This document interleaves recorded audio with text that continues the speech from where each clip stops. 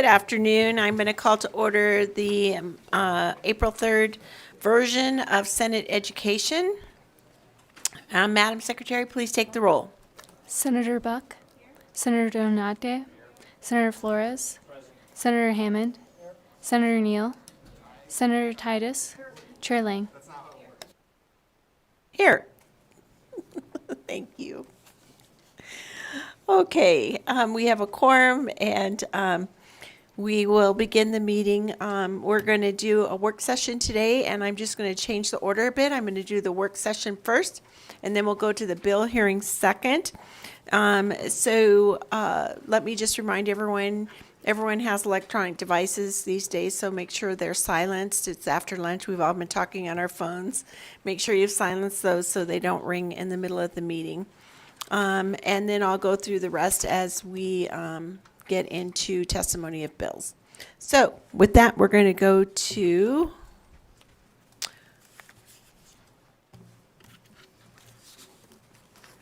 the work session on Senate Bill 9. Ms. Sturm Gaynor. Thank you, Madam Chair. Jen Sturm Gaynor, Committee Policy Analyst. As nonpartisan staff, I can neither support nor oppose any measure. There are 3 bills today on work session. The first is Senate Bill 9, which was presented by Nevada's Department of Education on February 8th. The bill extends the deadline by which a school district or public school is required to create and post certain reports relating to educational expenditures, personnel employed, and services provided. The bill also increases the limitation from 7.5% to 20% on the use of money for programs of career and technical education and expands the activities for which money may be used. Additionally, Senate Bill 9 eliminates the end of course of finals. And finally, the bill eliminates the use of certain forms prescribed by Nevada's Department of Education that teachers in elementary schools are authorized to use for reports concerning parental involvement and compliance by pupils with certain policies, and there are no proposed amendments at this time. Madam Chair. Thank you. Do I have a motion? So moved. It's been moved, and do I have a second? Senator Neal. Any discussion? Yes, Senator Titus. Thank you, Madam Chair. Although I appreciate some of the merits of this bill, I will be a no on this bill. I do feel that end-of-course exams are critical to understanding what the capacity was of the student and to see if there's any gain in the next semesters or the next classes. That there has to be some accountability. There was none offered in this, so I will be a no. Thank you.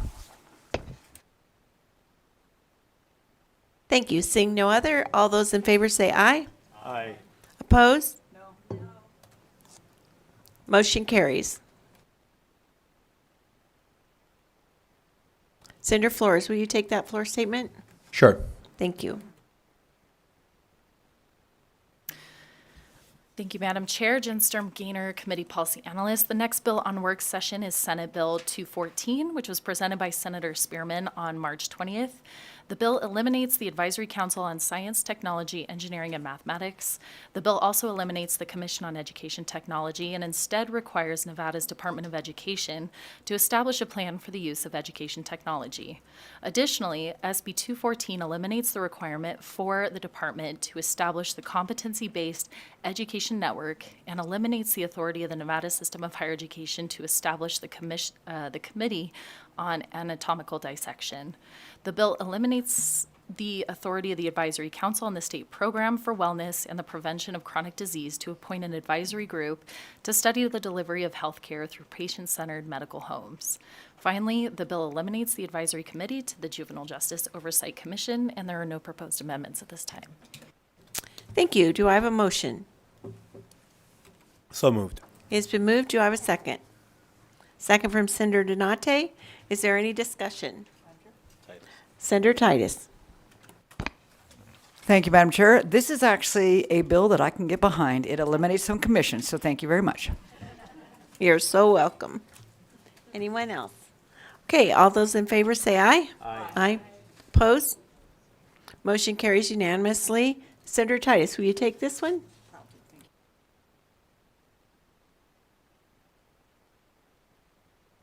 Thank you, Madam Chair. Jen Sturm Jenstorm Gainer for the record. The third bill on work session today is Senate Bill 273, which was presented by Senator Lang on March 20th. The bill changes the name of the Nevada State College to the Nevada State University and directs the Board of Regents to take the necessary steps to implement the name change. The bill further designates Nevada State University as a state college, and there are no proposed amendments at this time. Madam Chair. Do I hear a motion? So moved. It's been moved by Senator Flores, second by Senator Titus. Is there any discussion? All those in favor say aye. Aye. Aye. Opposed? Motion carries unanimously. And I'll take that floor statement.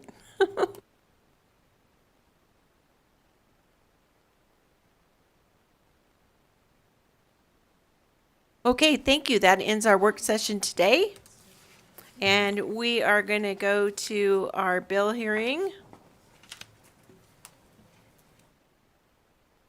Remember, during the bill hearing time, if you wish to speak on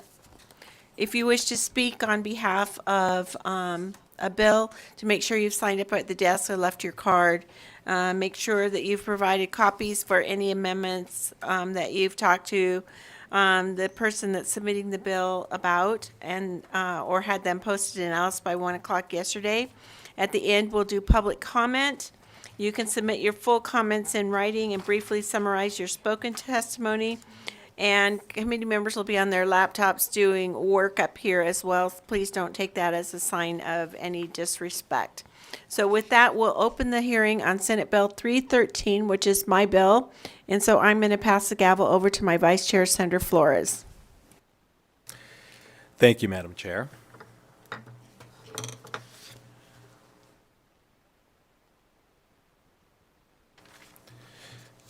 And at this time, we'll open up the hearing on Senate Bill 313, which revises provisions relating to mental health education. Chair Lang, whenever you're ready.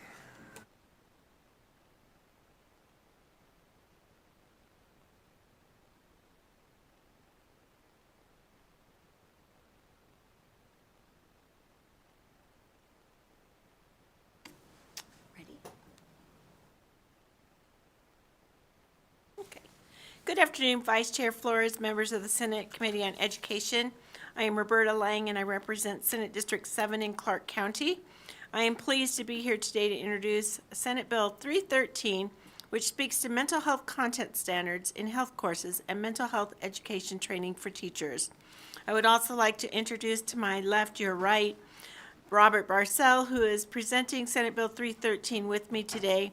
I want to begin to say how incredibly impressed I am with Mr. Barcel's knowledge, research of this topic, his dedication to helping others experiencing grief and mental health challenges, and his drive to see this much-needed legislation through. Before I turn things over to Mr. Barcel, I'd like to go over some background. At its main meeting of last year, Robert and I co-presented to the Joint Interim Committee on Education concerning mental health and support systems in Nevada's K-12 schools. Specifically, after reviewing local and national mental health information, Robert advocated for the implementation of a Nevada mental health wellness curriculum. Then at its August work session, the Interim Committee on Education voted unanimously to support the proposed curriculum, including coursework that teaches healthy coping skills, recognizes unhealthy ones, and I think I speak for everyone here when saying we are proud that the legislature continues to see bipartisan support in measures that strengthen mental health education and supports Nevadans, particularly our youngest. Before we go through the sections of the bill, I'll have Mr. Barcel go ahead with his PowerPoint, or wherever you are. My name is Robert Barcel, B-A-R-S-E-L, for the record. Good afternoon, Vice Chair Flores and committee members. Thank you so much for giving me the opportunity to talk about this bill today, but especially thank you to Senator Lang for everything you've taught me along the way. There are two questions I want to ask and answer today. Why do we need this legislation, and how do we accomplish it? First, the why. In December 2021, the Surgeon General issued a rare public health advisory addressing youth mental health, which he called an emerging crisis exacerbated by the pandemic. In his 53-page report, he called to action for a whole society effort to recognize that mental health is an essential part of overall health. To give context, this was the first warning of its kind since the AIDS crisis. In addition, according to the CDC, in 2021, 44% of high school students reported that they persistently felt sad or hopeless during the past year. This number is even higher for girls at 57%, and 69% for members of the LGBTQ+ community. When left undertreated, coping with mental illness can contribute to self-harm, including thoughts of suicide, which is now the second leading cause of death for people ages 10 to 34. It is important to note that research indicates that the onset and/or progression of mental illness can be avoided when detected and treated early. Sadly, Nevada is even worse for wear. The 2022 America School Mental Health Report Card ranks us 51st in the nation overall in youth mental health. I should mention that Nevada has ranked 51st every year since the survey began in 2015. Of Nevada's 539,000 K-12 students, 42,000 have had a major depressive episode, and 28,000 of them did not receive any treatment. Since the pandemic, prevalence of anxiety in children and adolescents has increased by 9%, and depression has increased by 12%. The youth mental health crisis not only impacts success in the classroom, but also contributes to the incredibly important issue of teachers feeling unsafe in the workplace. One recent study found that 40% of teachers feel less safe in the classroom than they did 5 years ago. This rings especially true in Nevada, where Governor Lombardo, during his State of the State address, opened by mentioning the 2 teachers in the audience who were recently assaulted by students. I'd like to mention that I don't offer this information to disparage the many Nevada school employees who give so much to support our children, but instead to show just how pressing an issue this is in the Silver State. Before I go further, I think it's important to make the distinction between mental health and mental illness. Mental health is the way a person's thoughts, feelings, and behaviors affect their life. Mental health is a spectrum. In the same way that every individual experiences physical health as a continuum from well to ill, every individual has a mental health experience. As with physical health, mental health changes at different points in an individual's life, based on both biological and environmental factors.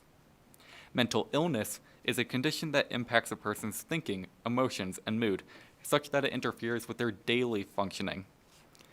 20% of youth ages 13 to 18 experience serious mental illness.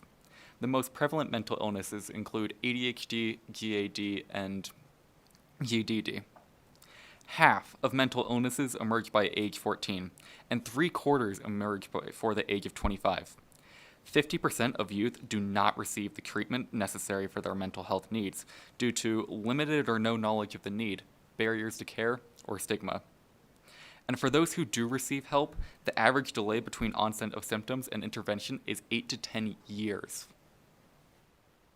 So, how does this impact our classrooms? Per SAMHSA, youth with untreated mental health issues often have difficulty controlling attention during learning tasks, have lower end-of-course grades, frequent absences from school, trouble making or maintaining friends, and difficulty following school routines and norms that often leads to suspension and expulsion. Historically, educators have been accustomed to thinking about a variety of factors known to affect young people's school-related outcomes, such as whether they come from historically underserved groups, whether they are learning English as a second language, or whether they are experiencing poverty. One important contributor to school outcomes that school leaders may not regularly consider is the mental health of their students. Per the 2011 National Children's Mental Health Report Card, children with mental health issues show more than double the rate of problematic and dangerous behavior. For example, 20% have been suspended compared to 9% of all children. 13% had school attendance problems compared to 6%. 11% had been engaged in drug abuse compared to 3%. And 6% had made a suicide attempt compared to 1% of all children. So, how do we help our students on this front? I believe that the solution needs to start in the classroom, from kindergarten through 12th grade. Studies have shown that addressing mental health issues earlier can prevent them from worsening and becoming mental illness.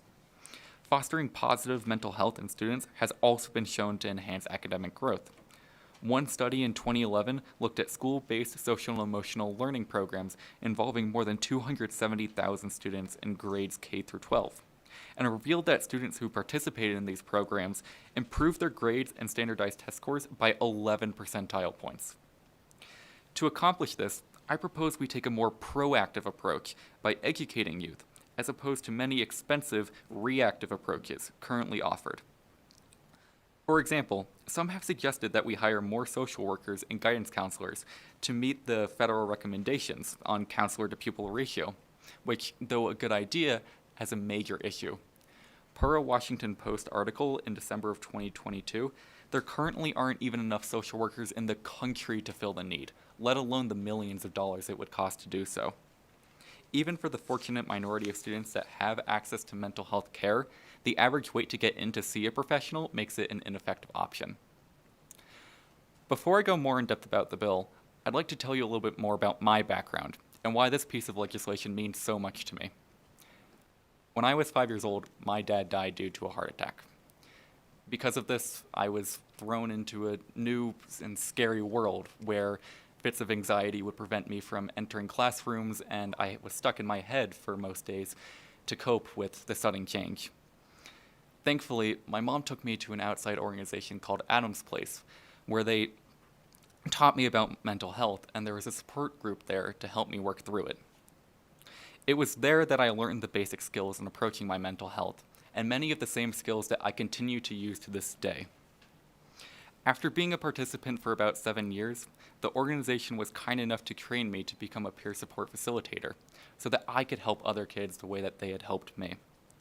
I participated in 8-hour training in accordance with best practices as dictated by the National Association for Grieving Children, followed by a year-long shadowing of another facilitator. I was 12 years old at the time.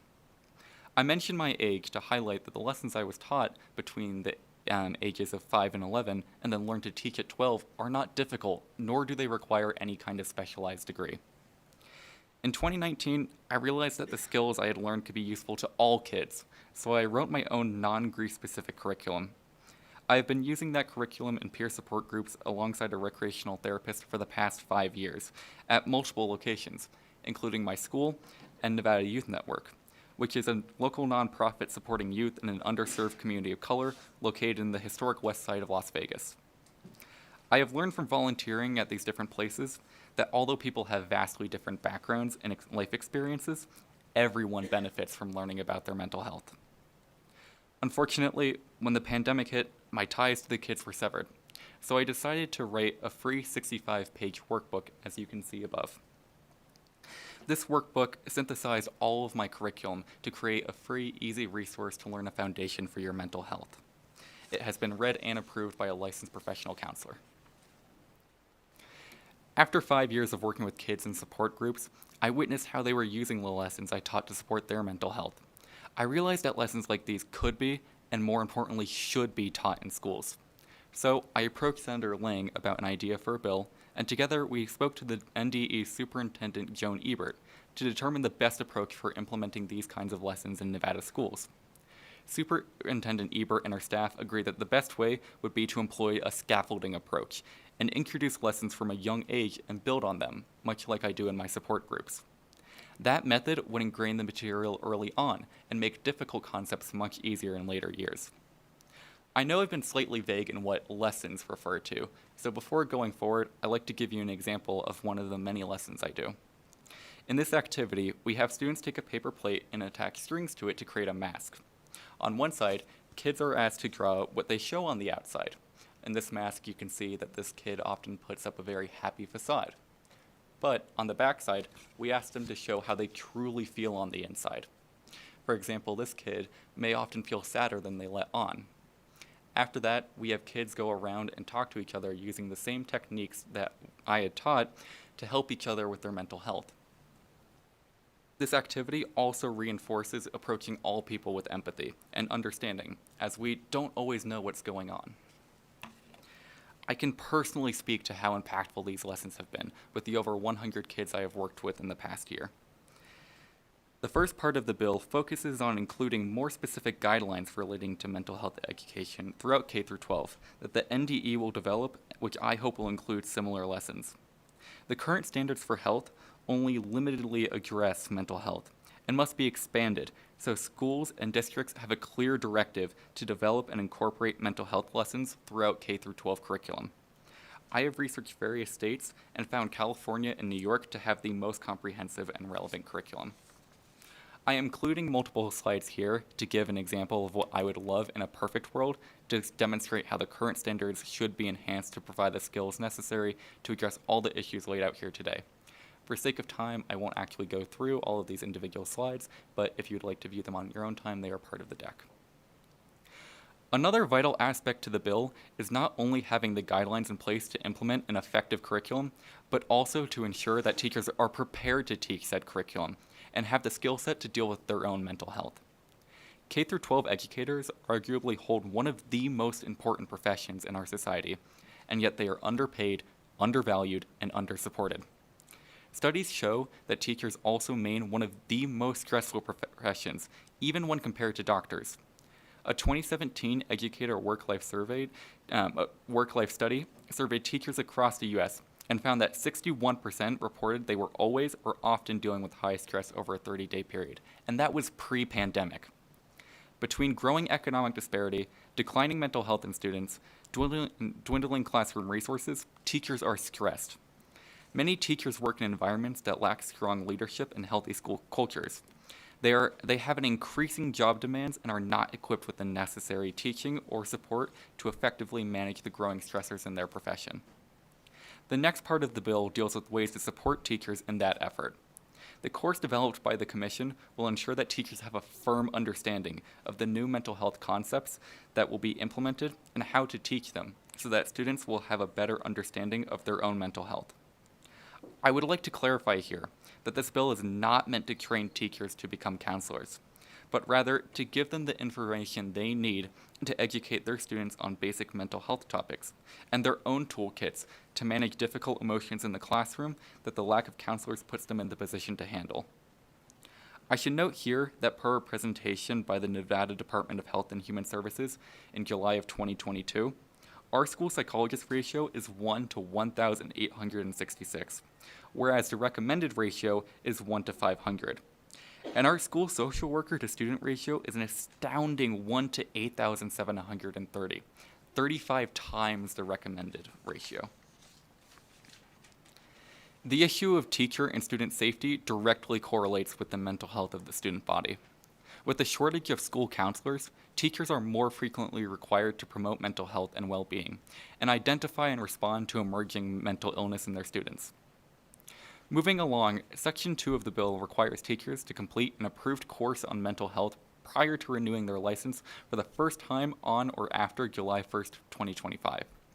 Currently, 27 states require some mental health training to get or renew their license per the Education Commission of the states. There has been much discussion about the 2,500 vacancies in our schools. In a presentation titled Overview of School Conditions and Recommendations to Improve Outcomes given to this committee in February, the main reasons teachers cited for leaving the profession beyond salary were, quote, 1, there are not enough social workers, counselors, school psychologists, etc. 2, schools aren't safe. And 3, too many schools have bad climates, end quote.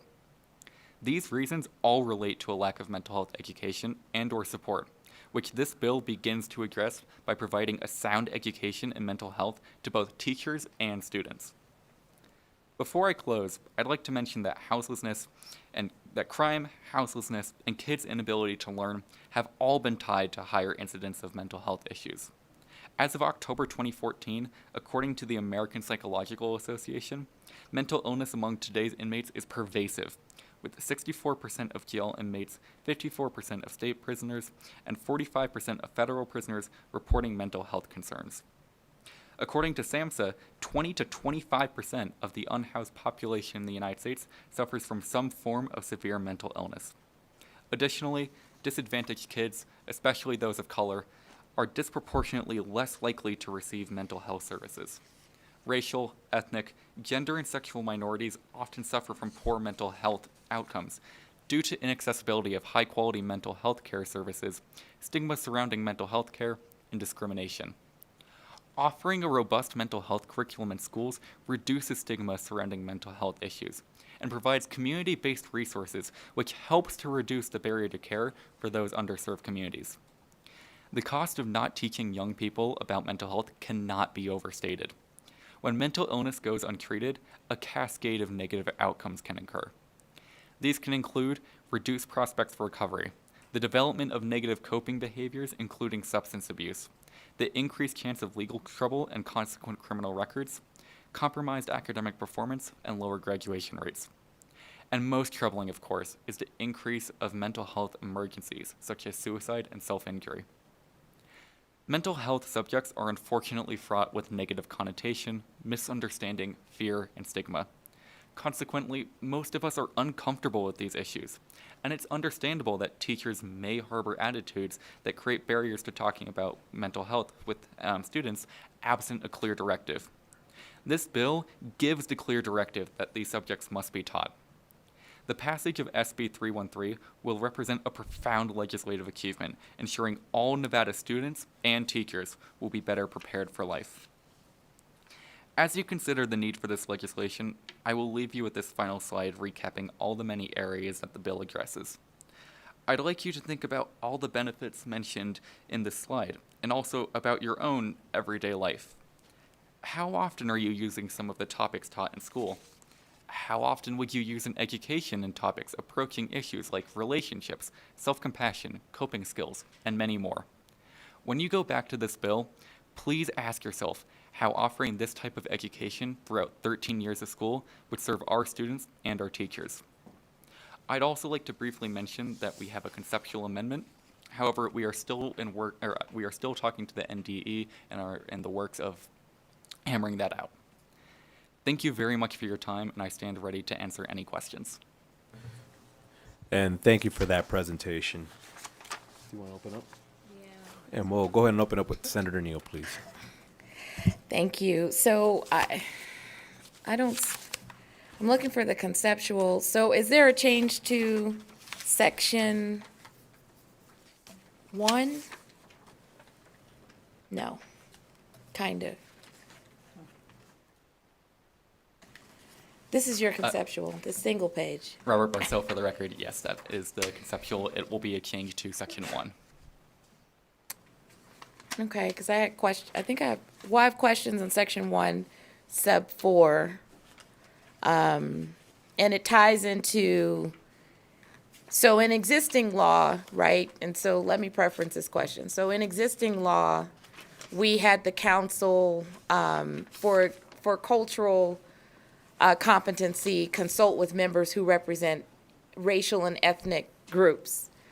But we didn't have in the statute folks that actually had knowledge, right? So when I looked at your language on correspond the standards and working with mental health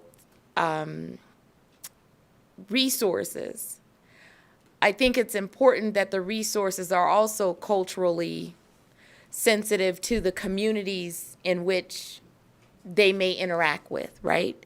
Because all children are not equal, races are not monolith, and there are cultural behaviors that are passed down to children, right? So I'll give you an example. In my house, telling your business in the street was frowned upon. Crying was frowned upon. I don't care, you could probably fall off the roof, but you'd run in the house and cry, not openly, because it was seen as a weakness environmentally and culturally. And I don't think it's too different for children today, right? So you grow up with what your parents teach you and then this environment at school. And so I want to know how you will address that in section 1, and then I have a follow-up.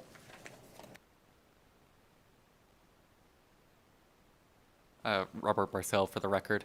As we continue to work with the NDE about ironing out this conceptual amendment, I would definitely like to include more language about the resources specifically and how those resources can be tailored to individual school districts so that they are more inclusive of the specific districts and their needs. Thank you for that. Because I think that's super, super important, because in your slide, you talked about trusted adults being a centerpiece, right?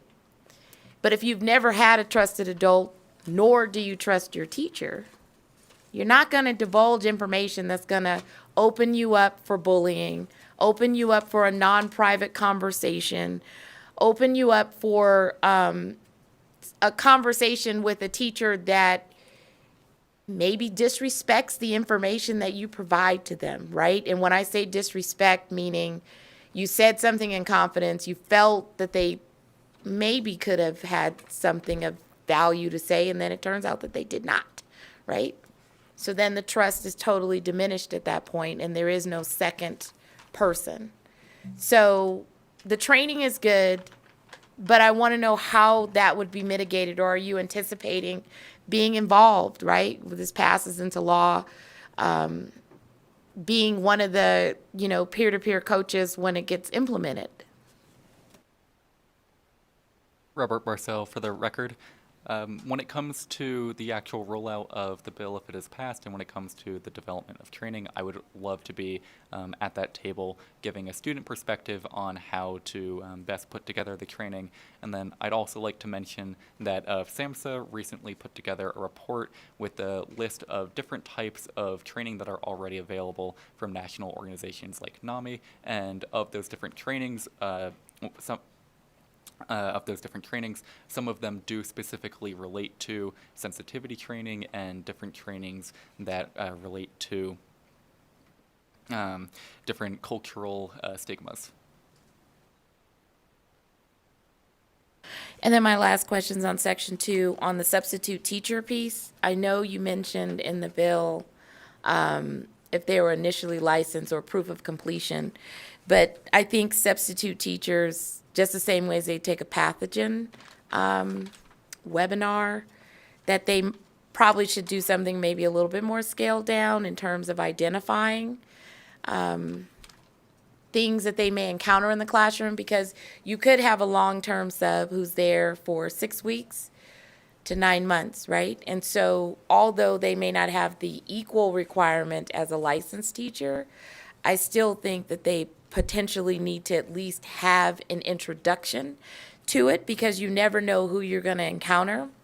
And typically it takes a seasoned teacher to be able to pick off behavior. So this is kind of helpful if they get something to help them at least trigger.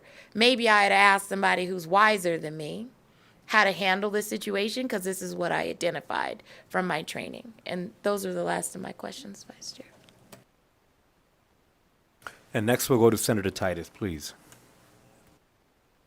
Thank you, Mr. Vice Chair, for the opportunity to ask a question. First, I want to compliment you and thank Senator Lang for bringing you today. It's truly refreshing, and your presentation was excellent. Your preparation better than many that we see here, so myself included. So just well done. I do have some concerns and some questions, and specifically related to the teachers' concern, the amendment proposed by the Nevada State Education Association, and that amendment that they proposed regarding the training of these teachers and the access to that. So you mentioned your proposed amendment. Did you address their concerns? Senator Titus, Senator Lang for the record. So I just received that before I came up here, so I really haven't had a chance to have conversations further about that. I know that early on when I had a meeting with NSCA, they had mentioned something about that, but not kind of the concern that came up in this amendment. But it's my understanding that legal might have some information on that as well.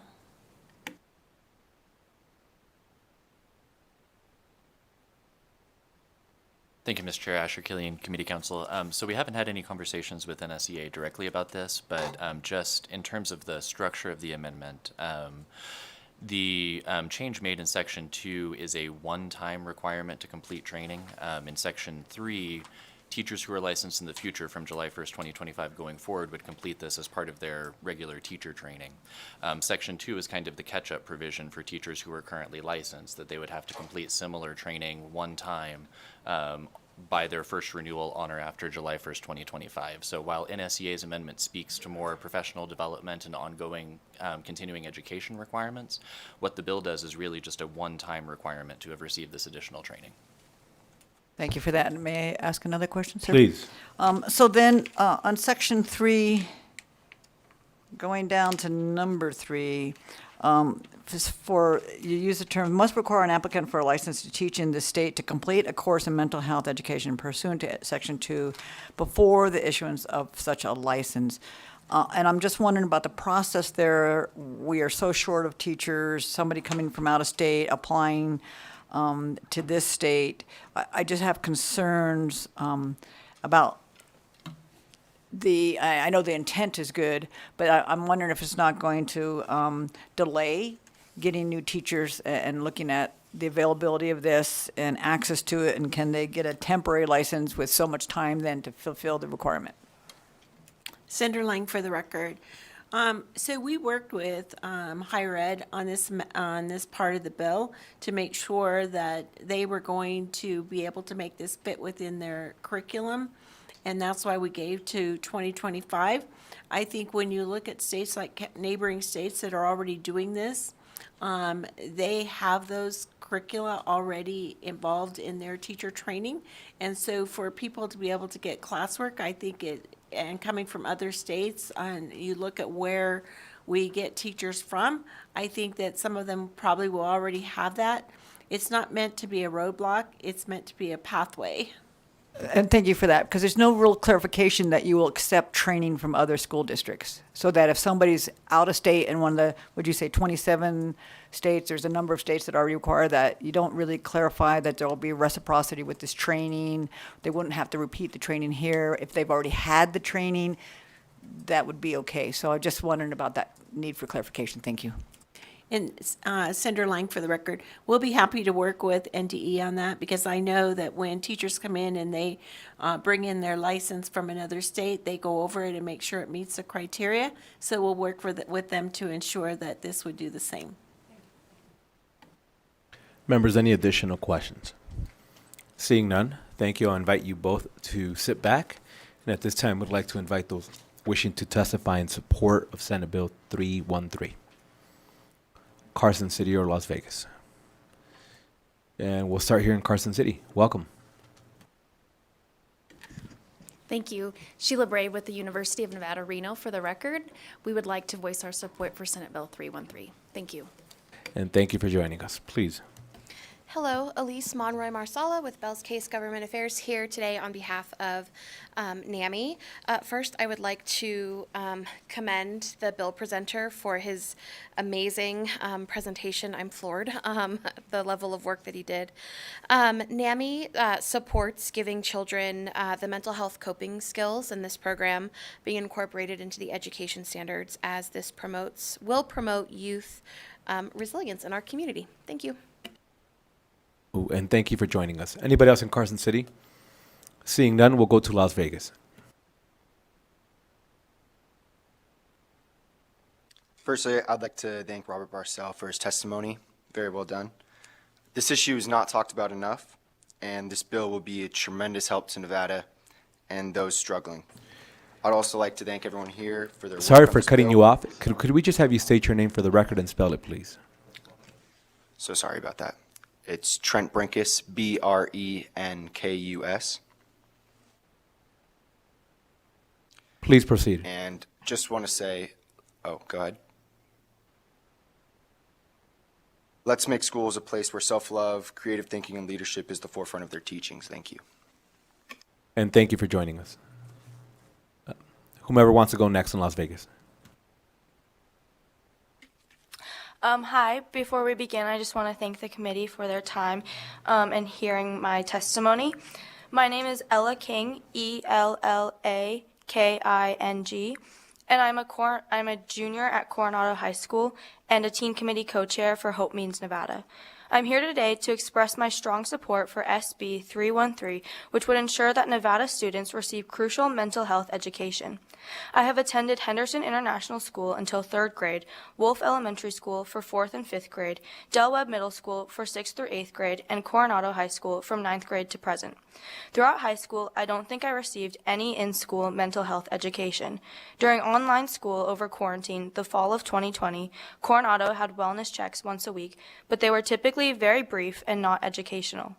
I had some education on healthy coping skills and dealing with stress during my 8th grade health class, but it was cut short by the COVID-19 pandemic. Additionally, about once a year at Del Webb, my school counselor would meet with each class and discuss various mindsets, particularly the growth and fixed mindset. Thinking all the way back to elementary school, I don't know what kind of mental health education I received. Besides the basics of emotions and respecting other people's emotions, I cannot recall any other mental health education at that educational stage. At all of my schools, I have had access to a school counselor, but I am unaware of any other mental health professionals at those schools.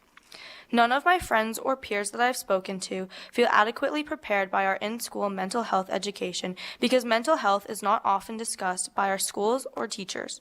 For this reason, I give my fullest support to SB 313. Thank you. And thank you for joining us. Next speaker in Las Vegas, please.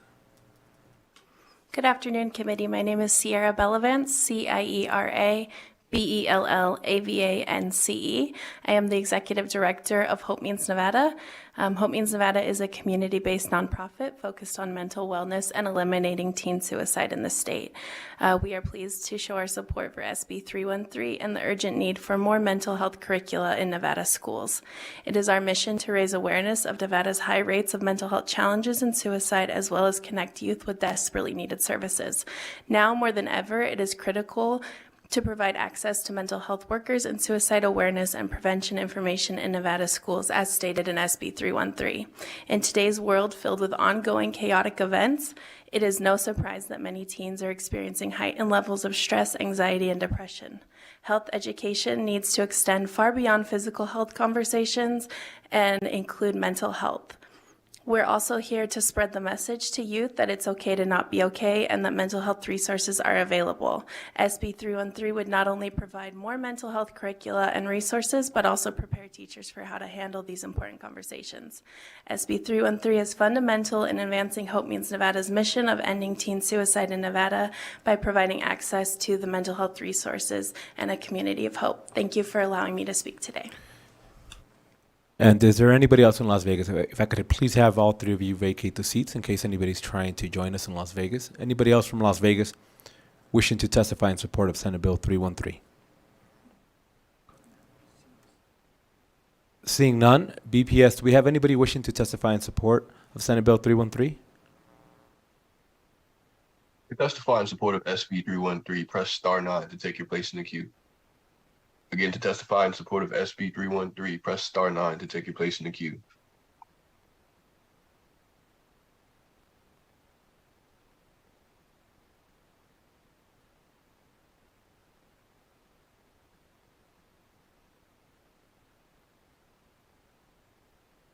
Hi, my name is Abby Bernhardt, Abbey, Bernhardt. I'm with the National Alliance on Mental Illness. At 3 years old, I was diagnosed with bipolar disorder. I experienced manic episodes and rapid cycling. I had so much anxiety, sadness, and anger all at once. My favorite cartoon character was Taz. I felt I could spin just like him. Physically, I could not stop. Starting school was a challenge because no one really understood how to help me. My doctor only knew of 2 children as young as me diagnosed with bipolar disorder. I had trouble sitting still because I would have massive surges of energy that I could not control. I was instantly outcasted. Even a 5-year-old knows when they are not wanted. Often I had so much anxiety before school, I would get nauseous and throw up on the bus, causing them to send me home. Even though I am very intelligent, I fell behind fast. Simple resources would have helped me so much, such as standing instead of sitting, or bouncing on an exercise ball. I would have loved online learning or homeschooling. Educators always seemed to think I was seeking attention when I just needed help. By middle school, the mania turned to depression. I was bullied by other students, which led to binge eating. I went to multiple schools promising resources and support that never materialized. At one school, the principal called me in every day to tell me I was hopeless and helpless and never going to amount to anything. If you're emotionally abused every day, you start to believe what you hear is true. She broke my spirit, and at 10 years old, I attempted suicide. It was a nightmare. Finally, after years of struggling, I was placed in online learning. This is something I needed years ago. It would have prevented me years of suffering. And I understand apologize the to cut you being a off. child with a I'm really sorry that I have to cut you off. It's just that we have a 2-minute limit for the sake of transparency and fairness to everybody else wishing to testify. But if I could ask if you could please submit the rest of your testimony in writing so that it could be shared with the committee members and we can have your story told in its entirety, along with just your contact information should a member be interested in reaching out to you. And again, I apologize. Please don't take it as any disrespect. I just have to limit testimony at 2 minutes. So thank you for calling in. And BPS, could we please go to the next caller in support of Senate Bill 313?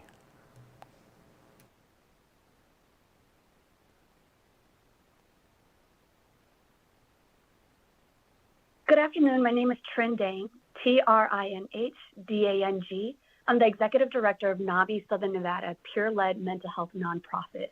Prior to becoming Executive Director in January 2020, I was an educator. I spent my first 3 years teaching kindergarten at a charter school in Compton, California, 2 years in second grade in a traditional public school in California, and 1 year teaching middle school science and a year of high school life skills, both at separate charter schools in Vegas. I was also on the committee for implementing PBIS, positive behavior interventions, and support at 2 of the schools. And I'm here today to show my support for SB 313. Any teacher will tell you that classroom management is key to leading a successful class where children and adolescents can learn. However, oftentimes, teachers are not equipped with the knowledge and tools to address behavior challenges stemming from mental health conditions or trauma. I was fortunate enough to have started out my college career as a psychology major and learned about mental health through NAMI education classes. Due to my lived experience with family members, including myself that live with mental health challenges, I had the knowledge and understanding on how to address some of the behavior challenges in a compassionate way that can help students regulate their nervous system and therefore their behaviors. We don't expect teachers to diagnose, and we're not expecting teachers to become school psychologists or counselors. However, we can incorporate social emotional learning. We can design lessons and classroom management strategies that include building self-awareness, social awareness, relationship skills, responsible decision-making, and self-management skills. For instance, when I was a teacher, we would incorporate a 5-minute mindfulness breathing exercise after lunch to get students ready to learn. Whenever a student came back from recess and had a negative experience, they were provided a 10-minute break with a friend.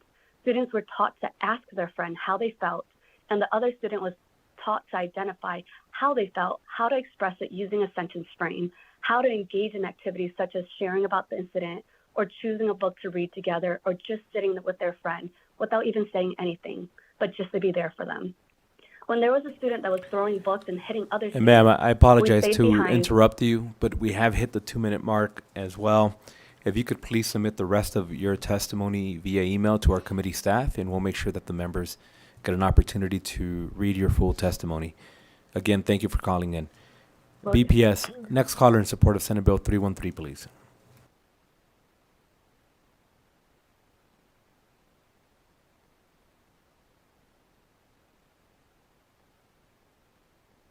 Thank you. My name is Michael Willoughby, WILLOUGHBY, calling today on behalf of Alfaro Consulting. We're proud to be here in support of SB 313. We're proud to stand with our students and our teachers fighting for better access to mental health resources We do share the same concerns that Senator Neal mentioned earlier, and additionally have some small concerns around individual educators shouldering the financial burden for the training in Section 2 and 3, but we do support the bill as it stands. Thank you very much. And thank you for joining us. Next caller in support of Senate Bill 313. If you have just joined us and would like to testify in support of SB 313, press star 9 to take your place in the queue.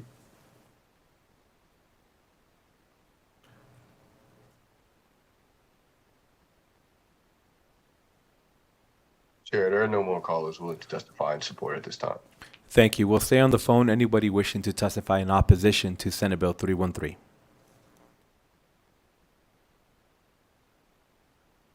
Testify in opposition of SB 313, press star 9 to take your place in the queue.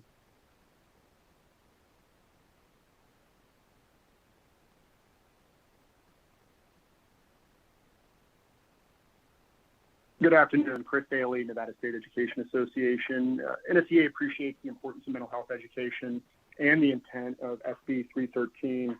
However, we are seeking amendments and clarifications to bill language related to requirements for teacher licensure. For licensure renewal, teachers are currently required to complete 15 hours of professional development per year. SB 313, on the other hand, requires the completion of at least 2 credits in a course in mental health for licensure renewal, which is similar to the old professional development regime. We would ask that language in SB 313 be amended to harmonize with the existing professional development requirements. Also, NSC is concerned about access to the course envisioned in SB 313. Similar requirements in previous years have resulted in uneven access to professional development courses across the state. So we would ask any professional development required in SB 313 to be uniformly available to teachers across the state. Just a quick aside, I was able to have a conversation with Kelly Knight, and she did seem to understand these concerns. We look forward to working with the sponsors in NDA to work through this. Thank you. And thank you for joining us. Next caller in opposition to Senate Bill 313. Chair, there are no more callers willing to testify in opposition at this time. Thank you. Is there anybody in Las Vegas or Carson City wishing to testify in opposition to Senate Bill 313? Seeing none in Las Vegas, we'll come here to Carson City. Good afternoon. Good afternoon. For the record, my name is Carlana, K-A-R-L-A-N-A, Colseth, K-U-L-S-E-T-H. I'm speaking as an individual and educator from Clark County School District. Right now, what I'm hearing is our schools are not building relationships with students. And the reason being is that there's a huge push for student performance in showing successful boost in academics. We can't focus on both at the same time if we're consistently pushed towards mandated assessments that continually only look at academics and students' performance. My school last month did a survey asking the students if they were comfortable talking to at least one adult on campus. Out of 2,450 students, 23% of the students said they were only comfortable speaking to one adult on campus. I'm going to tell you right now, I love the intent of this bill, and I really would love to see it come forward because I've been asking my own school district since June 2021 before returning to schools in normal learning status. We need these resources. My students are acting out. All of our students are acting out. They don't know how to properly communicate what is bothering them, what may be affecting their learning environment. And the one stay true quote that comes to mind is Maslow before Bloom. We need to address survival needs, acceptance needs, community needs before we can go to learning. When it comes down to this intent, I'm a little skeptic about a couple things. First of all, if training is to be pushed out in the manner that a lot of our trainings in Clark County School District are pushed out, we're not going to get the true intent of what this bill really wants us to do. And we're not going to get the resources that we really need in the classrooms. Not just like, for instance, restorative justice. Right now in Clark County School District, it's 5-people team on each campus. I have 2,450 students on my campus. What are those 5 people can do when we can add on the other adults on campus to help. So please think about these as you go about and work on SB 313. Thank you. And thank you for joining us. Anyone else wishing to speak in opposition to Senate Bill 313? Seeing none, now I'd like to invite those wishing to testify in the neutral position for Senate Bill 313.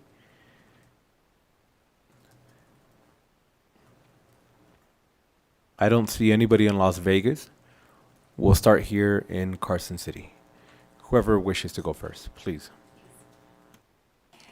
Thank you, Mr. Chair and members of the committee. For the record, my name is Mary Przinski, here representing Nevada Association of School Superintendents, an organization comprised of the 17 superintendents. We're in the neutral position on this bill. We understand and appreciate Senator Lang bringing forward a bill dealing with mental health education, so very, very important. Our only concerns were brought forward, I think, by Senator Neal and Senator Titus. It's just a licensure issue and not wanting any more barriers to teachers coming to Nevada, but as we understand from the presenter, there is work that's being done or will be done with the NDE to help overcome any concerns we have in licensure area. So right now we're in the neutral position and we are happy to help any way we can to resolve those concerns. Thank you. And thank you for joining us, please. Good afternoon. For the record, my name is Jamie Tedrinsky, TadrzyNski. I am a teacher in the Clark County School District. I have been there for 8 years and 11 years as an educator total. And I apologize in advance because I think maybe based on some of the other testimony we've heard that I would probably should be sitting in the opposition camp, and I'm not going to do that. Because first of all, I respect Robert's bill. It takes a lot of courage, especially as a high school student, to come here. And he was more eloquently spoken than a lot of adults I've encountered in my life. So I appreciate that, and I appreciate the intent behind the bill. I would love to fully stand behind it. And why I'm going to speak in neutrality with this bill is because I want to see a little bit more added to it. As a teacher, I love my students. I spoke to the finance committee this morning and spoke about like how I try to make my room inclusive and welcoming and like a home away from home for many of my students in North Las Vegas who don't have that. So for many of those kids, I am that foundation that they can like rely on. I also recognize that 80% of the teaching profession is white women, and that does not reflect the community in which I live and work. When we're talking about mental health, I am all for that, but I am concerned about another unfunded mandate being passed down onto educators, another thing that is going to be put onto our plates in the middle of a national teacher shortage. If this was reworded a little bit more to provide adequate training for teachers, I would more firmly sit in support. As it stands, if we make some amendments to it, I feel that this bill has such great potential, and I love the fact that our students are the ones that are propelling this and that they're seeing what's happening in our communities, because I think that is very important. Thank you. And thank you for joining us, please. Hello, thank you. My name is Alexis Salt, Alexis Salt. I am speaking in the neutral position mostly because I need to let you know that your teachers are drowning. It's not that we don't want to help, we do. But we have so much on our plates already, we're making mistakes. Mental health, like I work in a charter school now. I was in Clark County for 16 years and I left, and I work on the historic West Side. And I was really listening to what you said, Senator, because I don't know that my students really want me meddling in their mental health.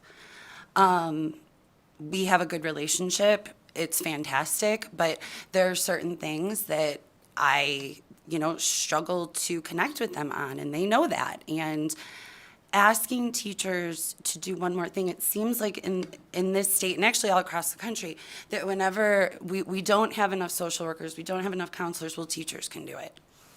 We cannot. we are at the point where if you put one more thing on us, we are going to break. People are breaking and have been for several years. We like to act like this is something that became new over COVID, but it's not. I had a teacher when I worked at Jim Bridger in the next room attempt suicide, and this was years before COVID. So you have a profession right now where your teachers aren't okay. And to put the onus of being responsible for identifying those behaviors, I feel like it's going to be a one huge ask. And also, some of my kids are reading several grades below grade level. I don't know, if I'm being perfectly honest, that some of my kids could complete the workbook activities.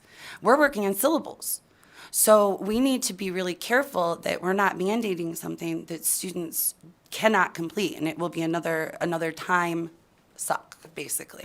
Thank you. And thank you for joining us. Anyone else wishing to speak in the neutral position?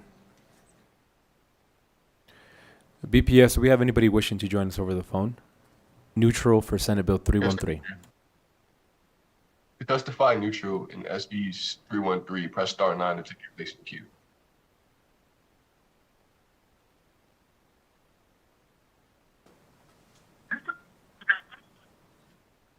Good afternoon, CYRUSHOJJATY. Correct me if I'm wrong, they wanted to add more psychologists in this bill. I'm just very concerned about that.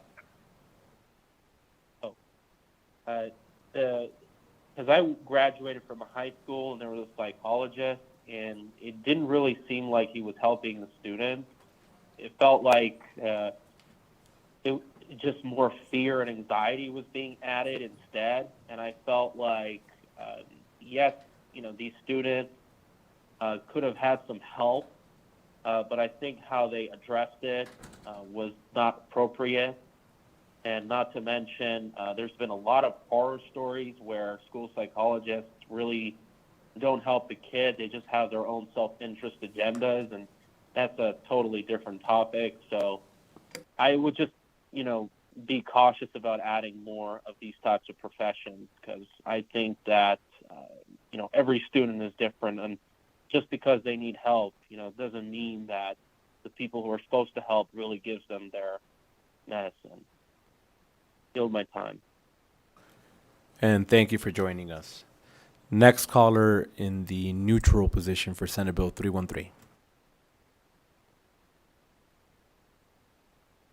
Chair, there are no more callers willing to testify neutral. Thank you. And with that, we will now come back to Carson City and any closing remarks we may have. Please.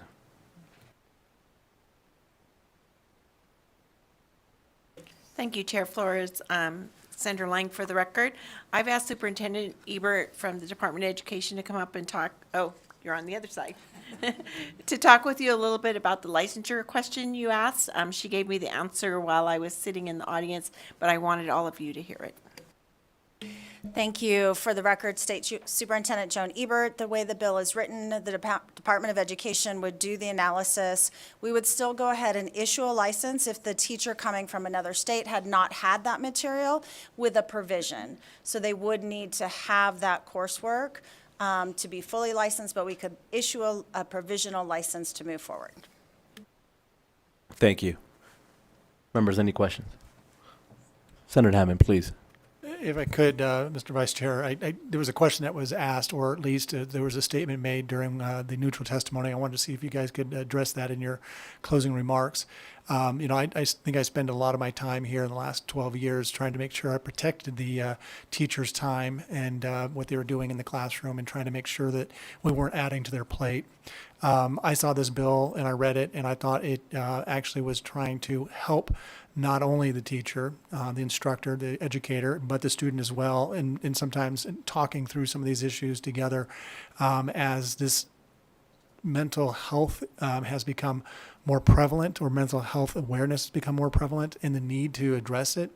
And so if you could talk a little bit about how you see it being implemented, and in the terms of not necessarily adding to the plate of the educator, but how you do this and making sure that we're not taking more of the time. It's not another thing that we're doing. It's something that they can do together with students. I'd like to hear that explanation because I think it's relevant now, as we heard a minute ago, and I appreciate all that you guys are all doing on this. Robert Barcel for the record. Starting with the teacher training portion, I'd like to assuage everyone's fears and state that the actual training isn't any additional training. It's just requiring that when you go for your first instance of renewing your license, that 2 of your credits are dedicated to mental health education. It's not an additional 2 credits, just a required allocation, so it won't be adding any additional training for teachers. And then when it comes to the classroom level, as far as implementing these different lessons, it is under the social and emotional learning curriculum, which is already incorporated throughout every level of education. For example, if you need to fulfill your reading requirements, you can have the SEL requirements and the reading requirements correspond with each other, where if you read about a certain mental health topic, you're fulfilling multiple requirements at once.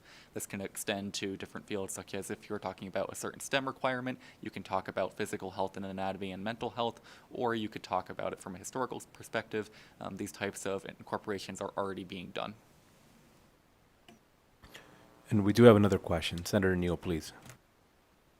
Thank you, Vice Chair. I just thought about it while you were answering Senator Hammond. Where are the parents in this bill? Like, can we, I mean, seriously, I mean, we listen to the teachers. We've been listening all session. But there is a level of parent engagement here that probably should occur. Because when we talk about coping skills or the lack thereof, it's usually coming from somewhere else, right? And then there is a display that is happening in the classroom.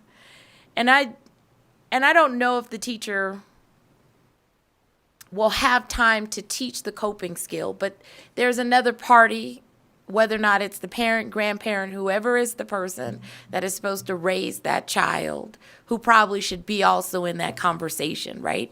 And I think that we have in CCSD, right, there used to be a FACES office. I don't know what they have now. Maybe they have a fake version of a teacher's parent engagement. But having the parents or that office or somehow be involved in how you can teach coping skills to the family without an intrusion of privacy, right?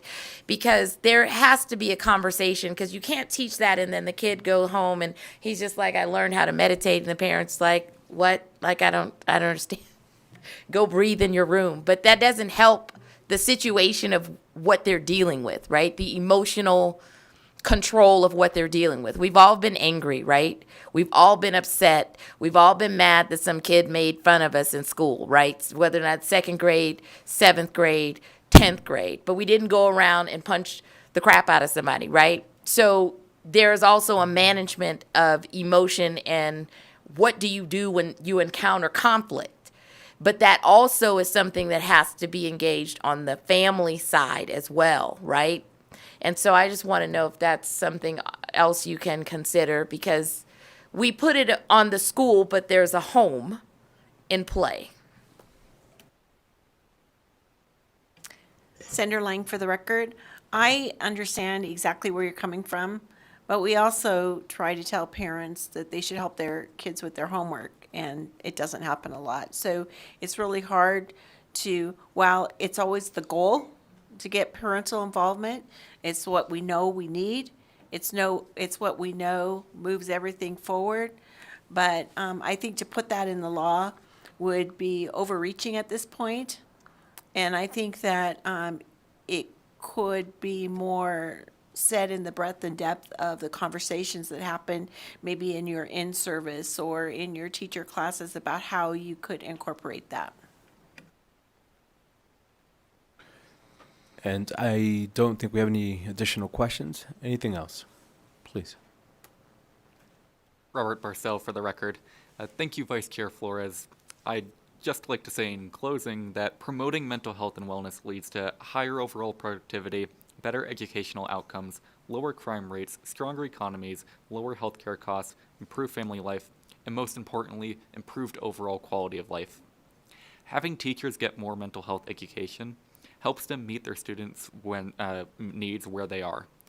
We know that mental health cannot be separated from their ability to learn and thrive.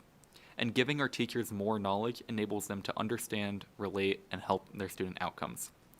Giving our students more knowledge enables them to understand themselves, fellow students, and regulate emotions in a healthier manner that promotes a more harmonious classroom and creates more time for learning in core subjects. The intent of this legislation is to support both teachers and students. I truly believe that educating both about mental health will have a lifelong and meaningful impact. So I humbly request that you pass SB 313. Thank you. Thank you. And I'll just take a quick personal point of privilege to say thank you for presenting the bill. I also share the tone and sentiment of Senator Neal. I think I wasn't very comfortable with adults, and I wasn't raised in that type of environment. I always looked for folk that maybe looked like me, and I couldn't find them. But I do agree that inviting kids to participate in a conversation is a huge step. Sometimes you just got to open the door, and sometimes that's what the kid was waiting for. And so I appreciate where you're coming from, and I really do hope that your bill will do that. Will open the door and sometimes kids were just waiting for that to happen. But if we're not inviting them to do that, then, when's that opportunity ever exposed? So I appreciate you. Thank you for the bill. And with that, we'll go ahead and close out the hearing on Senate Bill 313. And I will wait for our chair to come back so that she can resume the meeting.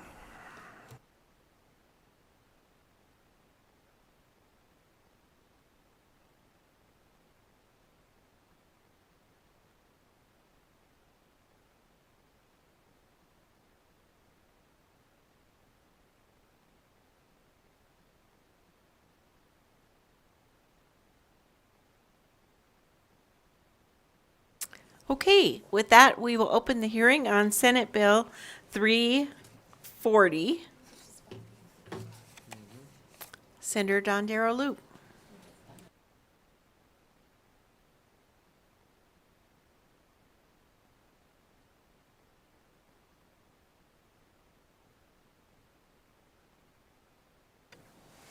Good afternoon, Chair Lang and members of the Education Committee.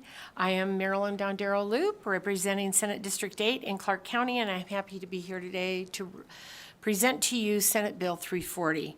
The bill helps to address student learning loss by requiring school districts to provide summer school. As we continue to understand the full impact of COVID-19 had on our communities, we know that many of our students experienced a decline in academic and social and emotional progress.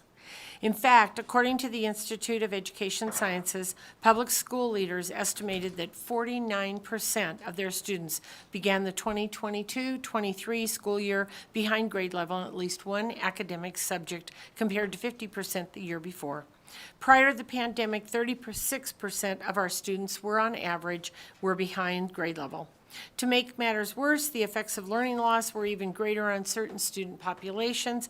For schools with over 75% minority students, for example, 61% of students began the 22-23 school year behind grade level, compared to 64% the school year before and 50% prior to the pandemic.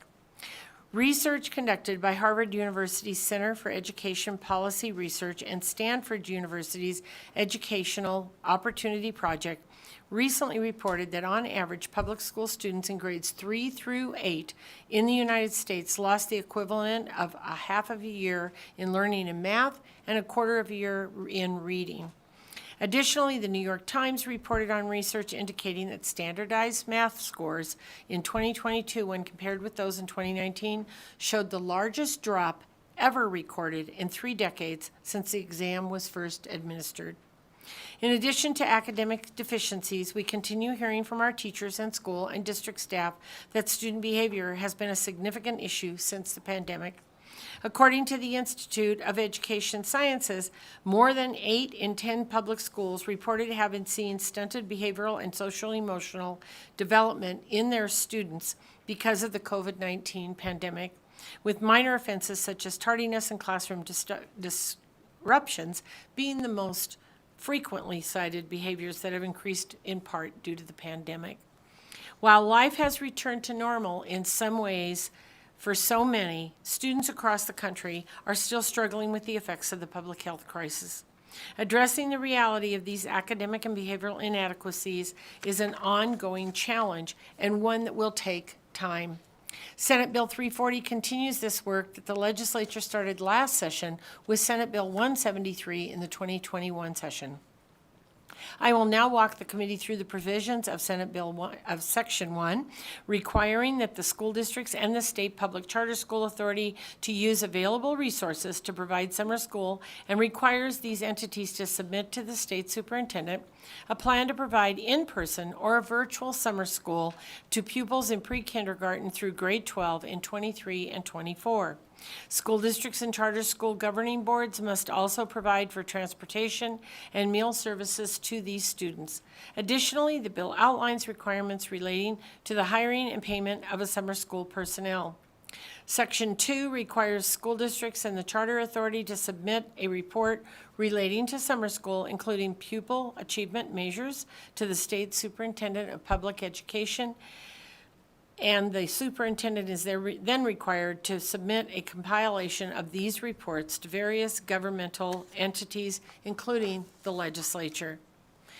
I urge your support of Senate Bill 340 to enhance the academic recovery of Nevada students by requiring districts to provide summer school. I would like to draw your attention to the New York Times article, "Student Lost 1/3 of a School Year to Pandemic Study Finds," that I have submitted as an exhibit to this bill. I am happy to answer your questions, but I would like to just, as a point of knowledge on this subject, I can tell you I have heard from multiple families how much their children really enjoyed this experience. My own grandchildren were among that. Teachers are not forced to teach this, and many teachers have second jobs, and they're happy to earn this money right there in their own schools. Students experience teachers on a whole different level, where teachers could enact with them and have projects with them and do science things and art projects and all kinds of different types of projects to enhance that learning while not just sitting in a desk with a piece of paper. And so with that, Madam Chair and committee, Senate Bill 340 is not only for me, I call it Eliana's bill in my family, because Eliana is my second grader and she calls weekly to ask me if we have done this bill, So I look forward to hearing from you all. Thank you very much. Thank you, Senator. And I'll open it up to questions, and I'll go first to Senator Neal. All right. Thank you, Madam Chair. Number one, amen on this bill. But so we know that in our neck of the woods, Clark County School District, they may have not performed this at the level that we desired for them to have performed this. So I know that one of my schools, and I just corrected this with the superintendent and Mr. Barton, Dr. Barton, there were schools that were supposed to have 5 weeks of summer school, and then they reduced it to 3 weeks, which didn't help the children, right? And there was also a question of extra duty pay that they should receive in order to be there and be on site. And so can we try, I know that you're trying to keep things simple, but can we just kind of make sure that there's a certain standard in which they perform the summer school? And also, you know, like research says it has to be a minimum of 2.5 hours. To try to make sure that the kids get exactly what they need while they're in summer school, so that it actually can serve as the floor to move them to their next level. Thank you very much for the question. Marilyn Dondero Loop for the record. I would be happy to have those discussions. I think that one of the broader pieces was we were trying to, first of all, make it something when we were doing this in Senate, when we did Senate Bill 173 in 2021 session. And we felt like 3 weeks was better than nothing. And what I would like to see is that if we have a school that needs to expand that to 5 weeks, that they have some flexibility to do that. If we have a school that would like to maybe do 3 weeks or 4 weeks, they would be able to do that. We know we have different needs in different counties or in different school districts. And so, but I would be more than happy because I know that what we don't want to do is get in a situation where kids sign up and then don't go, say, the last 2 weeks, or don't come the first week because they think, oh, well, I'll show up whenever. We want it to be meaningful, and we want the teachers to also get what I would consider their summer rest. So, but I would be happy to have that conversation with you. Thank you, Madam Chair. Thank you. Senator Titus. Thank you, Madam Chair. Questions, and thank you for the intent of the bill and trying to accomplish some what you're trying to do with the education of the kids, and knowing that there's lacking of the process. But are you some of these schools we're talking don't have the personnel to begin with, let alone now offering it through the summertime hours. So are you looking at every school to offer this? Because it's K through 12, so, and you mentioned every school district, but are you mandating that every school at least offer online, or does the district have to offer a program? Thank you very much for the question. Marilyn Dondero Loop for the record. No, this is not every single school. You could, in a larger school district, for example, provide maybe a school that's with, you know, in a short distance with other schools. Certainly maybe Smith Valley doesn't offer it, but maybe one of the schools in Minden or Gardnerville do.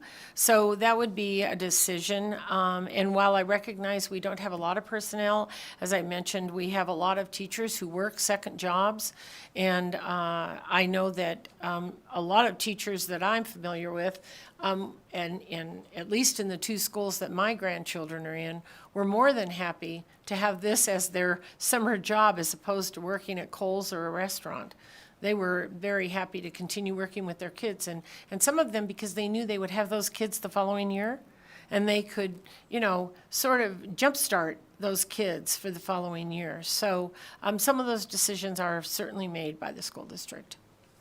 Thank you, Madam Chair, for the question. You're welcome. Any further questions from the committee? A comment from Senator Neal. Thank you, Madam Chair. So I just want to make a comment. Number one, I really like this bill, right? Anything that we can make sure that kids are not failing. And I think that, you know, we've moved a lot of pieces, and there are a lot of teachers that are saying, you know, but my plate is already full, and we get that too.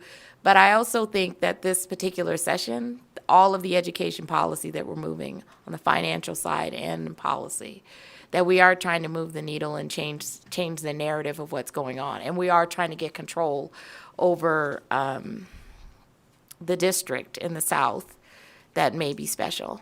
But I just think, because I feel like some of the behavior issues are kids that are literally drowning. They're not learning. They don't know how to articulate it. And I remember when I was at West Middle School, the way that they articulated it was by tearing up stuff. Because literally, the way that they treated them, they didn't have any books. They treated them as if they weren't good enough to learn, right? And so, of course, the reaction is going to be the immature reaction, because you don't know what else to do. You're stuck in a building all day for 7 hours. Even my child who was at Legacy said that I felt like I was sitting in a parking lot all day long because I wasn't learning anything. And so summer school would have really been advantageous for him because he didn't like what was happening and he wasn't necessarily being taught content, right? So personally, I'm a fan of just about everything that's moving that's going to change the game. Thank you very much. And if I may respond, Chair, Marilyn Dondero Loop for the record, I appreciate that, Senator. You know, once again, no one is requiring that a teacher teach these classes, number one. We have many people who are happy to have the second job. Number two, as I mentioned, this is something that will help jumpstart the next year as we get there. Number three, we have a lot of children in this state, specifically in the South, but also in the North, who may be kids who are home alone all day, whose parents are working. And while I don't see this as a daycare option, I want kids to be where they're wanted and where they're learning. We have always offered summer school to high school kids for credit recovery, and if they wanted to take PE during the summer so they didn't have to shower and take PE during the school year, they've always been allowed to do that. So why don't we offer that to the rest of the kids? And this allows kids to interact with other adults and other children on a very positive level. I don't see this as anything more than a positive situation for all of our kids. And I think that's what we need to be doing. We need to stop worrying about the pieces that we can find everything we want about every bill in this building that's wrong. And so let's just start finding some things that are right, that work. And, if your child doesn't want to go to summer school or doesn't like summer school, that's a parental decision. Nobody is demanding that these kids do this or that the teachers do this. And so that's what, in my opinion, makes it such a positive experience, because the kids that are there want to be there and the adults that are there that want to be there. So thank you. Thank you. And there are no further questions in the committee, so we'll open it up to public comment. Is there anyone wishing in Carson City to speak in favor of this bill?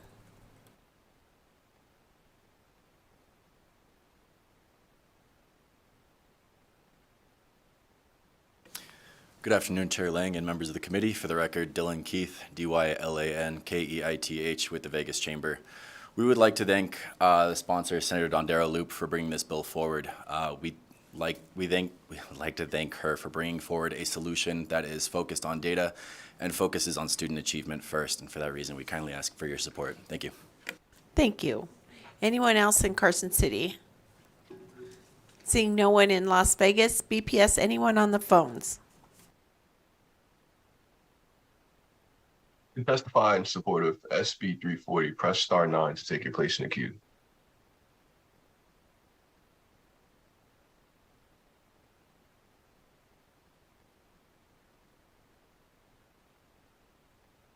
Good afternoon, Chris Daly, Nevada State Education Association, in support of SB 340 related to summer school. Last session, NSEA supported SB 173 to create meaningful summer school programs to address the missed opportunities as a result of the COVID-19 pandemic and the bill's focus on education equity. SB 340 represents a continuation of this important work. We also applaud provisions in this legislation started in last session's bill, providing compensation for working in summer school based upon the contract rate, as lower summer school rates tended to fail to attract enough experienced educators. We would ask school districts who run extended year or extended studies to consider parity and compensation for educators working in those other programs as well. Thank you. Thank you so much. Any more speaking in favor? Here, there are no more callers willing to testify in support. Thank you so much. While we're on, is there anyone wishing to speak in opposition? Testify in opposition, press star 9 to take your place in the queue. Again, to testify in opposition of SB 340, press star 9 to take your place in the queue.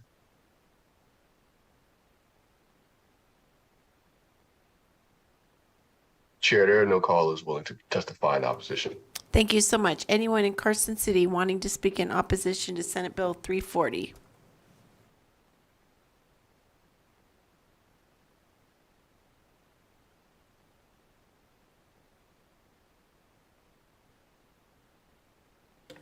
All right, good afternoon. Patricia Haddad for the Clark County School District.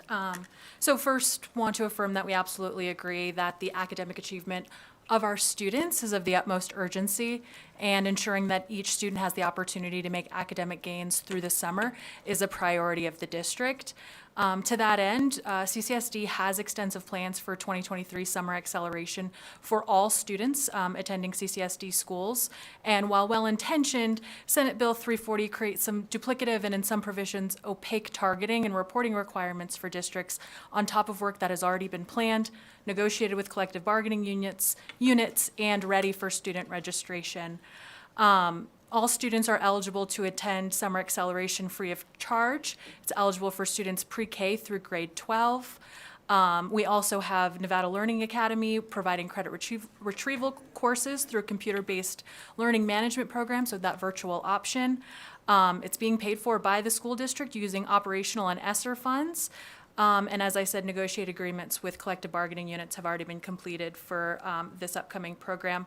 And in addition, transportation and food services are already provided to all students. So additionally, I think specifically with regard to the targeting and reporting for specific populations identified in the bill, we see some challenges with the proposed legislation, lacking specific definitions for students, lacking financial resources. We need some clarity on that. We would need clarity on what is meant by deficient in regards to students who are deficient in STEAM, and a specified definition for chronically absent. Finally, it's critical to recognize that all schools are different. Developing a district-wide plan rather than a school-specific plan is going to create challenges for meeting the needs of each unique school community. Thank you so much. Thank you. Thank you, Madam Chair and members of the committee. For the record, my name is Mary Przinsky, here representing Nevada Association of School Superintendents, and we certainly appreciate the spirit of this bill. We understand that our students are behind after COVID coming back, and that they need additional help.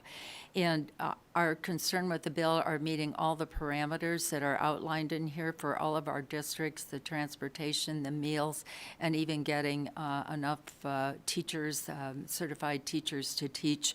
So those are issues we'd like to talk with the sponsor of the bill a little bit more about. I also want you to know that all the school districts, we have surveyed them quickly today. I can't give you all the parameters, but everybody is planning their summer school for 2023. We have two districts that it's pretty minimal. It's aimed at special ed students in Eureka and in Lincoln. But other than that, most of them are K-12. But so they're already in that process, and we'd like to just work out some of the issues that we have with this bill, with some of the things we think that we can't comply with. So thank you. Thank you so much.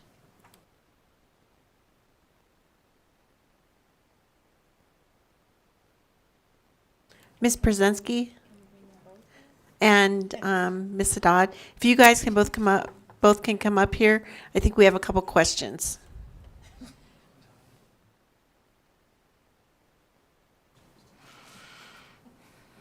Okay, Senator Neal. Thank you. Thank you, Madam Chair. So I'll start with CCSD first. So when you stated that there's no definition of chronic absenteeism and trying to figure out what deficiency in STEAM means, isn't that, I guess I feel like it's self-explanatory, right? Because STEAM is science, technology, and then it's EAM. What are the rest of the letters? But I know that it's math. Right. So I'm like, you can look at the science scores, you can look at the math scores, you can look at the ELA scores that we recently just saw on the dashboard showing that there is a deficiency, right? Thank you, Patricia Haddad. Senator Neal, I think the question is the definition of deficient. Are we using a specific cut score, or how, if this body would like to specify that in this conversation, that's direction that we can take. I think overall, just saying deficient is the piece that we would need additional clarity on. So is it again, is it specific cut scores? And then looking at different grades, right? So not everyone is taking the SBAC. So outside of those particular grades, are we looking at, students that have a certain, percentage score in their course? So there are a number of different variables that can be taken into consideration. And so if this is being prescribed in such a way, and, if it is the sense that this body is interested in gaining control, quote, over the Clark County School District, if there could be some more particulars that are provided there, then that would be fine. And I guess I mean, you said gain control over Clark County School District. I mean, I think ultimately you understand that we are trying to gain control over the Clark County School District, one way or the other, right? So whether or not it's duplicative or you believe it's already happening, I think there is a sense trying to make it happen, right? And the cut score conversation, I'm not even sure that we're even really doing cut scores at this point, because our end of course exams have been squirrely, the curriculum has been squirrely, and I just feel like I'm listening to someone deeply overanalyze a child that is not learning, right? And I'm like, I think it'll be clear from grades, and whatever end of course exam exists, that will show that that child's not performing. And the parent is really the person who's going to decide whether or not a second grader should go to summer school. And so I don't know, I just find it odd, and I find it interesting for a district to come up in opposition to summer school, and then mainly because the legislature is telling you to do it. I don't know if that really deserves a comment back. But I will ask this question. Because for the superintendents, you mentioned about food, because I just remember in finance, we had an overabundance of dollars that were associated with the free and reduced lunch, which is still eligible for a majority of the children, to actually access the program. And I remember just listening to the Department of Ag talk about the number of dollars that they actually had in place in order to feed children. And so I really wanted to understand that comment. Okay, thank you, through you, Madam Chair. Mary Przenski, representing Please Nevada. just go direct. Oh, okay, thank you. Okay, as far as the food is concerned, what I understand is that it's required here that you provide food for the students. And it's my understanding, in talking with some of the superintendents, that those application processes for the food program, that has passed for now. And so it may not be a problem in a lot of the districts, but the way the bill reads, everybody has to do that. And if it is a problem, then it is a problem. And I know this isn't a money committee, so so I won't mention the extra expense to things like that. And transportation too. Getting transportation, getting the drivers, having that ability to go out and bring all the students in is a difficulty for some of the districts. And thank you for that. I think for me, right, the larger issue is we want our children to actually learn, right? And so it's like we're battling over the pieces, but really the top priority across the board should be the academic excellence and achievement of all children in the state of Nevada. And I think we should, because of the history of where we've been in the state, to me, it's priority one to say, should you have a book? Should you have the ability to learn? Should you have ability to go and do some form of remediation? Because I remember in 2013, when there were $0 in the remediation budget, it was zeroed out in 2011 and 2013. And I distinctly recall me being a freshman and saying I had no say in that, right? Because it was happening around me. And now we're mandating summer school to occur, and we're saying, I'm not so sure we can take care of this. You understand what I'm saying? I've been in this building for now 12 years, and this it's the wildest thing to me to come in opposition and nickel and dime what to me is a need for academic change for our kids. And we heard that rural kids, not rural kids of color, but rural white children, are not learning.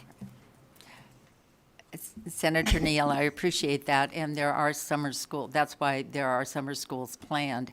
But to meet everything that's in here, I don't know if all the districts can do that. I'm happy to survey districts and find out how many minutes and days and all that they're putting in there, but there are some obstacles, and as we read the bill, we have to be able to do all this, and I can't guarantee you that that can happen, and so as much as we all appreciate summer school is great for the kids, and certainly understand Senator Don Darrell Loop's point that for a lot of kids, it's just, it's a wonderful opportunity, and they like to go.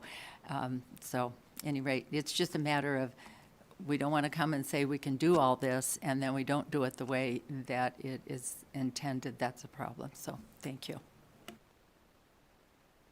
Thank you. Anyone wishing to speak in neutral in Carson City?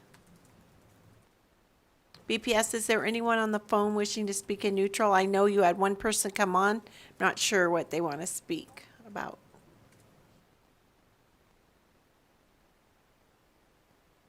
Thank you, Chair. To provide public comment, please press *9 to take your place in the queue.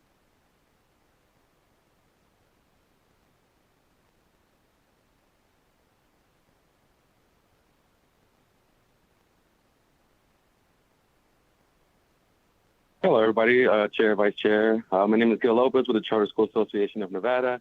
I'm cutting a little bit late, but we are in opposition of SB 340, specifically Section 1, Subsection 2, that requires transportation to be covered for students for summer school. As you guys are very much well aware, public charters do not receive transportation funding, thus making it very difficult to fulfill this requirement without the necessary funding from the state. So thank you very much, and I appreciate your time.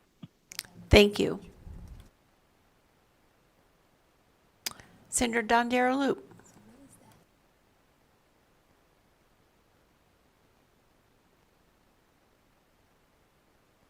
Thank you, Madam Chair, and I would just like to comment on a couple things.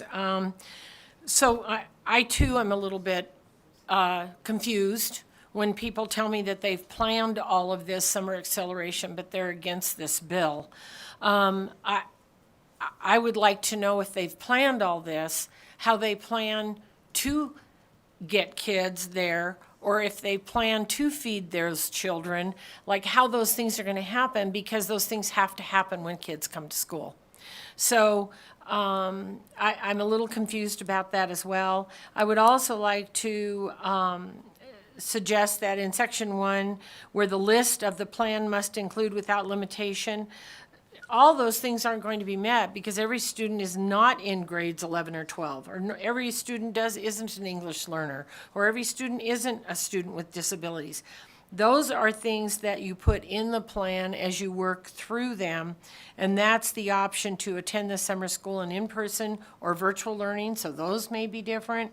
So, I am happy to have conversations. I only had one person stop by my office today and tell me that they had some concerns. Prior to this, I have had no one say anything. So I'm just a little confused about somebody needing additional information when nobody has asked about the bill. So I look forward to our children being put first.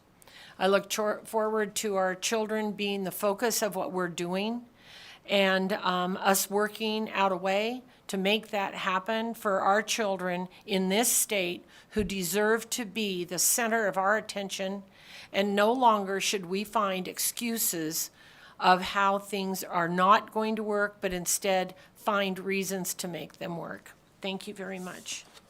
Thank you so much. And with that, we'll close the hearing on Senate Bill 340. And I will open it up to public comment.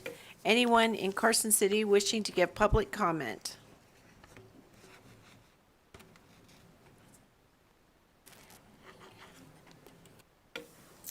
Good afternoon, State Superintendent Ebert. For the record, I want to lift up the room again. I know you had the full presentation, but Robert was amazing. And when you think of him being a junior in high school right now, what he can do. Also linked to that is that the Department of Education continues to shift toward competency-based. And when you think about all of the competencies that were demonstrated in this room this morning, I asked him if he could go back to school and ask if his teachers would look at giving him credit for the work that he had done. And I think those are the types of things that as an education system we need to look at, and not just as how much time somebody spends in a seat, but actually what they can produce and how they can engage and be part of our citizenry. With that, I also wanted to let you all know that this week is National Assistant Principals Week.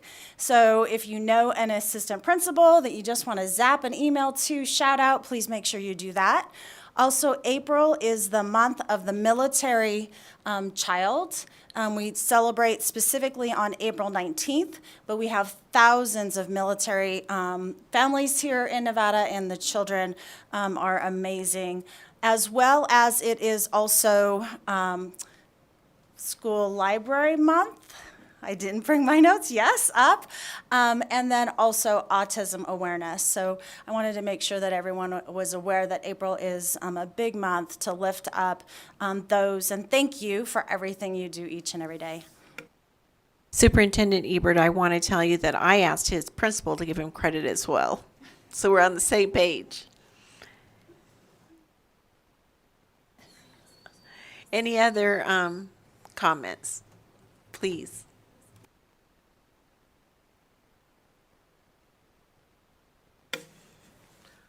Good afternoon. My name is Tricia, Tricia Bookhart, Bookhart for the record, and good afternoon to you all. I'm proud to be here in sisterhood, representing first the National Coalition of 100 Black Women of the Las Vegas chapter, as well as my sorority, Zeta Phi Beta Sorority Incorporated, specifically the Theta Omicron Zeta chapter. And as both of these great organizations do acknowledge and celebrate Autism Awareness Month and its effects, as well as the effects specifically on many children of minority status, I would first like to start by giving a public thank you to school professionals who go above and beyond every day to assist and support this community and this particular classification of child. I would like to also request your support in every legislative bill, an opportunity that hopes to extend, even in cases like this, the continued knowledge, incorporation, and support of these children. It is tremendous to see what they can do, their heart and their passion. I'm very grateful to be an autistic parent and to be able to have first center seat about how incredible they are. May I say, please continue to support all things that extend an opportunity for those to become educated, because awareness and knowledge is power, and we are not just looking to have knowledge, we're looking to have allies. Thank you so much for your time. Thank you so much. Anyone else wishing to have public comment? No one in Las Vegas. Anyone on the phones wishing to give public comment? Chair, there are no callers willing to provide public comment. With that, I want to thank you all for being here today, and I'm going to adjourn the Committee on Education. We will see you Wednesday, April, where am I? I'm on vacation already. April 5th at 1 o'clock.